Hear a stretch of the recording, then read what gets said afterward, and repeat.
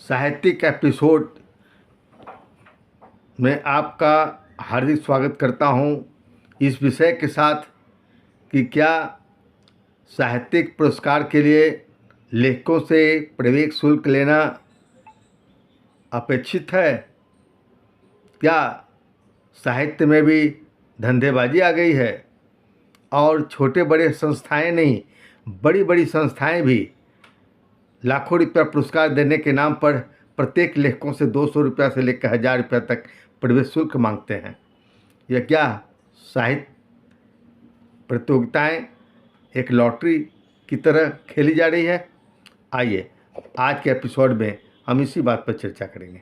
तो मैं इस एपिसोड में आगे कह रहा था दोस्तों, और यह विचारणीय प्रश्न है सिर्फ हमारे नहीं, आप सभी के लिए, कि जिन हजारों प्रतिभागियों को यदि कोई पुरस्कार नहीं मिलेगा तो क्या वे स्वयं को ठगा हुआ महसूस नहीं करेंगे?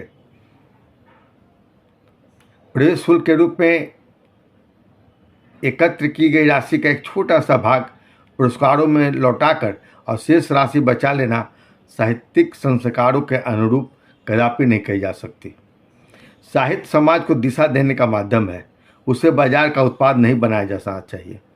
पुरस्कारों की व्यवस्था विज्ञापनों, प्रायोजकों अथवा संस्थागत सहयोग से की जा सकती है। लेखकों की जेब पर बोझ डालकर सम्मान बांटना साहित्य की गरिमा के अनुकूल कदापि नहीं कही जा सकती।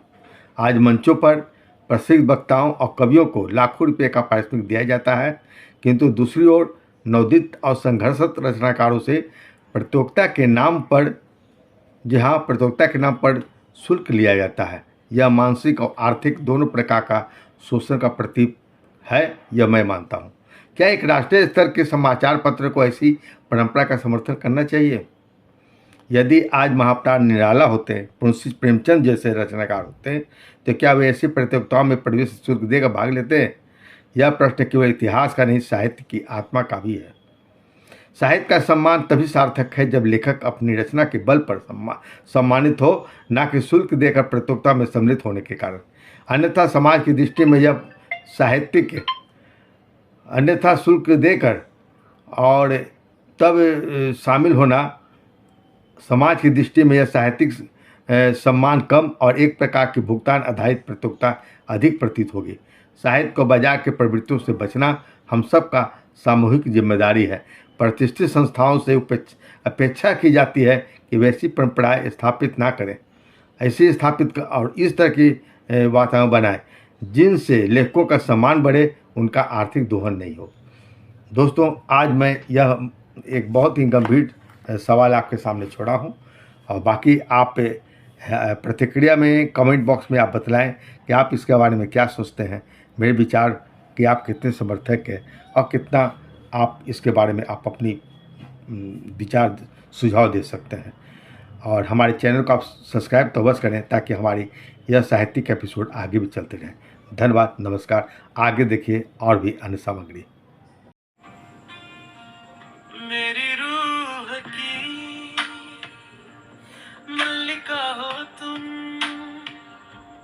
गैर की महफिल में न चहका करो। मेरे गुलशन की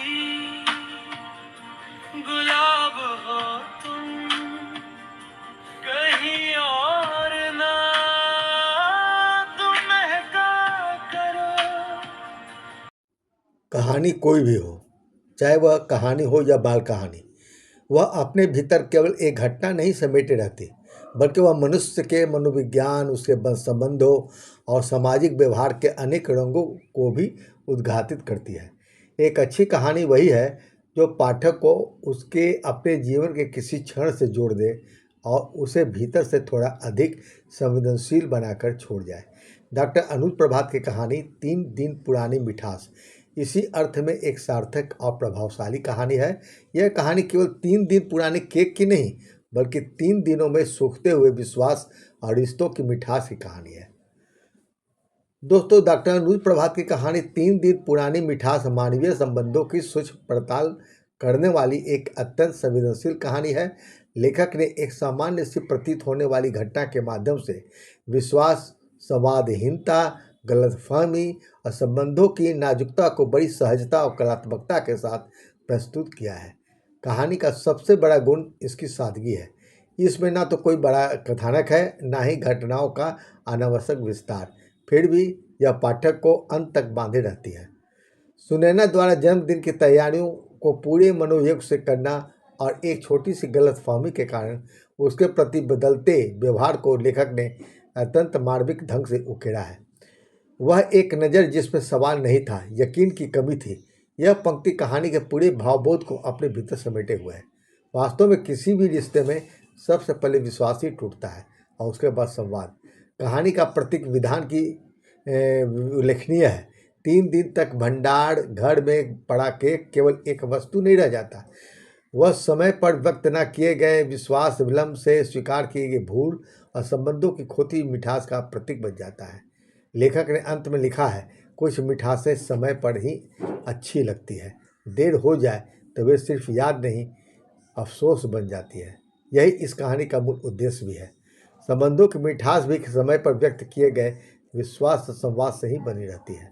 डॉक्टर अनुज प्रभात की कहानी की विशेषता यह है कि वे बिना किसी वैचारिक आग्रह के पाठक के भीतर प्रश्न छोड़ जाते हैं। क्या केवल एक क्षण का अविश्वास वर्षों के विश्वास को समाप्त कर सकता है? क्या किसी संबंध में क्षमा की संभावना बनी रहती है? क्या हर गलती का प्रायश्चित संभव है?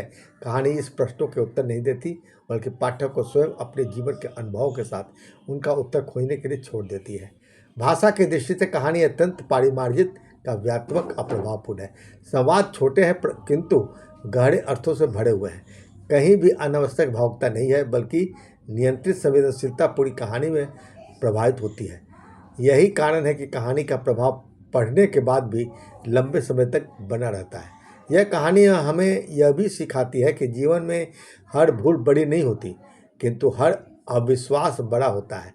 किसी वस्तु की क्षति की भरपाई संभव है, किंतु विश्वास के टूटने की भरपाई प्रायः अधूरी ही रह जाती है। समय पर बोला गया एक विश्वासपूर्ण शब्द कई बार वर्षों के संबंधों को बचा लेता है। 3 दिन पुरानी मिठास केवल एक कहानी नहीं, बल्कि संबंधों को बचाए रखने का एक मानवीय संदेश है। यह हमें याद दिलाती है कि रिश्तों का स्वाद बनाए रखने के लिए केवल प्रेम की पर्याप्त नहीं होता, उसके साथ विश्वास, संवाद और संवेदनशीलता का होना भी उतना ही आवश्यक है। डॉक्टर अनुज प्रभात की यह कहानी समकालीन हिंदी का कहानी साहित्य में अपना संवेदनात्मक गरिमा और प्रतीकात्मक सौंदर्य के कारण विशेष रूप से उल्लेखनीय कही जाएगी। दोस्तों, आपको यह कहानी कैसी लगी आप हमें अवश्य कमेंट बॉक्स में बतलाएंगे और अपना विचार हमें अवश्य देंगे। डॉक्टर अनुज प्रभात की कहानी को पूरा आप सुनेंगे अवश्य। धन्यवाद दोस्तों, हमारे चैनल को सब्सक्राइब करना ना भूलें।